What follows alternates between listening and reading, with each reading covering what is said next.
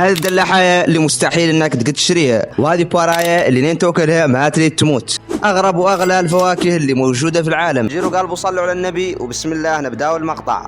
بوار على شكل بوذا، الصنم اللي يعبدوه طائفة من الصين، واللي عدلوا رجل ينقال له اكسيان زهان جهاو، واللي عدل القالب على شكل تمثال بوذا وعاد ينبت فيه حبة بوار ويخليها تكبر فيه، وقال على ان حد كالوا ما ترى يموت. والمضحك في الموضوع على انه مخترع هذه الثمرة طلع له الفينال بعد عام واحد من اختراعه لها. الدلاح لك حل اللي لين تشوفوه تقول انه لا كيف الدلاح العادي غير ذاك ما هو حق به. اللي الدلاح ينجبر لا في اليابان، والسعر ذا الدلاح وصل 16,000 دولار للحجة الواحدة، واللي بالأوقية الموريتانية يعني 6 ملايين و300 ألف. ومتأكد أنا ما في مجنون لا يشريه. أناناس حدائق هيليجان المفقودة، واللي خلى ذا الأناناس نادر به اللي ما ينجبر يكون في حدائق في إسبان تسمى حدائق هيليجان، واللي يتميزوا بالرسومات والأشكال المرعبة اللي فيهم. سعر ذا النوع من الأناناس وصل ل 12,000 دولار.